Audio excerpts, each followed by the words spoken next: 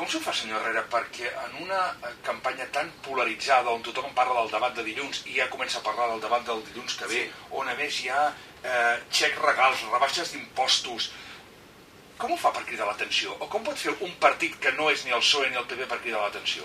Miri, primer amb una campanya diferent. Nosaltres a internet hem aconseguit ser la tercera força política, tenim el tercer vídeo a YouTube a nivell d'estat més vist després de PSOE i PP. En segon lloc, amb una campanya que no sigui de subhastes.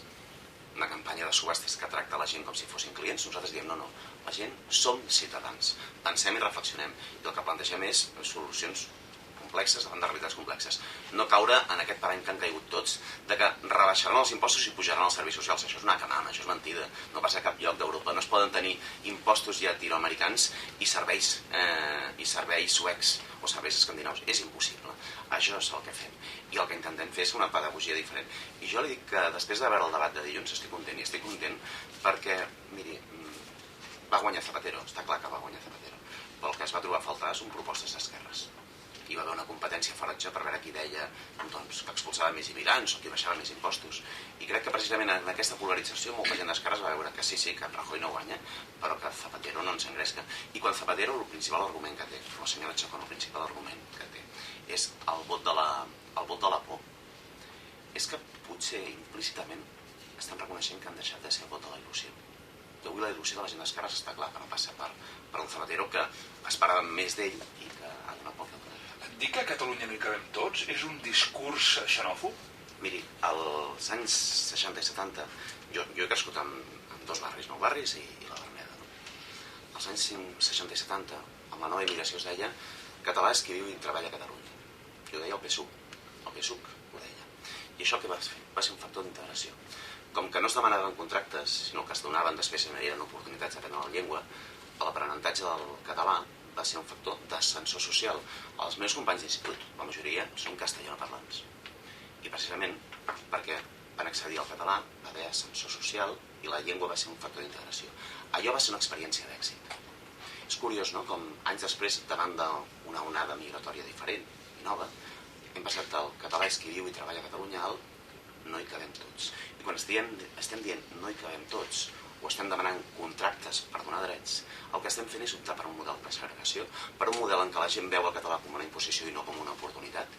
I jo crec que precisament aquesta és la recepta a la dreta i la recepta que ha fracassat a altres indrets.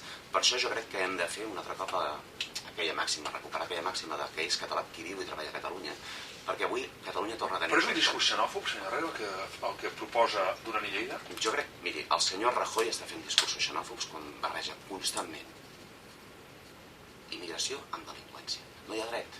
Els índexs de criminalitat entre la immigració regular són més baixos que tota la població autòctona. I no hi ha dret que ho estigui fent constantment. I això és el que està fent. I el senyor Duran i Lleida té discursos amb rivets xenòfobs. Jo el recordaria amb rivets xenòfobs. No estic equiparant una cosa a l'altra. Però dic que té un discurs amb rivets xenòfobs per una raó. Perquè la gent de Convergència i Unió va ser la que va començar amb el contracte. Amb el contracte per tenir drets. I els drets no van associats a un contracte, els drets van associats a la condició de persona.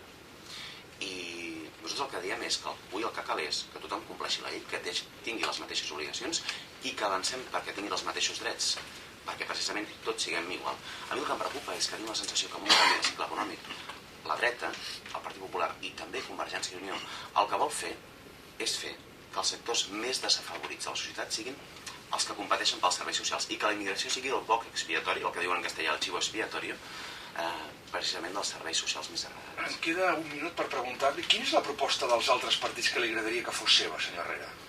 Doncs ara m'han enganxat per totes les 400 euros que no em cresca gens, però gens ni mica, i no he vist cap proposta així que... Però vaja, hem llegit els programes i li prometo fer-li arribar per carta, doncs que segur que n'hi ha moltes. I quina és la proposta electoral del seu partit de la qual se sent més orgullós? Digue'm una. Una? El pla de pobresa zero. Un pla d'impulsió que el que fa és no presumir de superàvit i garantir que en aquest país que n'hi ha deixi de pobresa. Falten 11 minuts per arribar a les 10 en punt del matí. A tots els candidats els farem també una bateria de preguntes ràpides. No cal que respongui només amb un sí o un no, senyor Herrera, però també li demanaré que no s'estigui gaire en la resposta. La primera de les últimes preguntes és la que dèiem de si té raó Dolors Nadal quan diu que Carmacho no utilitza electoralment això del Marès, que no. La resta de les últimes preguntes a Joan Herrera les fa la Núria Riquelme. És de portar xandall al cap de setmana? No. Quines pàgines del diari no llegeix? Me les llegeixo gairebé totes. A vegades les... No, jo diria que me les llegeixo totes, sí. A la declaració de la renda li tornen diners o li toca pagar? L'últim any em van tornar diners. Poc, però em van tornar diners. Quin personatge de la premsa del cor li agrada més? Quin personatge de la... Aquí m'ha enganxat, ara no se m'acut. Quina és la sèrie de televisió que no es perd mai? Em perdo moltes, és a dir, no sóc aficionat. Si alguna m'agrada veure és House, però a vegades me la perdo. Ha vist l'última pel·lícula de Javier Bardem, No Country for Old Men? Sí. TTDT? Sí. Ràdio o tele? Més ràdio que tele. Compra partits del Barça per Digital Plus? N'he comprat, sí. I els de l'Espanyol? No. El seu mòbil té càmera de fotos? Vaja, però molt rudimentària. Fernando Alonso o Lewis Hamilton? Lewis Hamilton, jo crec. Sap quants calés porta ara mateix a sobre? Porto 20 euros. Està pagant alguna cosa a terminis sense tenir en compte la hipoteca? No. Ha cobrat mai en negre? No. Serrat o Llac? Llac. On té la segona residència? No la tinc. Vaig variant, però no tinc segona residència. Completi la frase. Abans d'anar a dormir haig de... Llegir una mica i escoltar una mica la ràdio. Les dues coses m'agraden. Què pren quan surt de nit? Què prenc quan surt de nit? La cervesa és... Vaja, ja sé que és molt tòpic i m'agrada de tant en tant un gin tònic.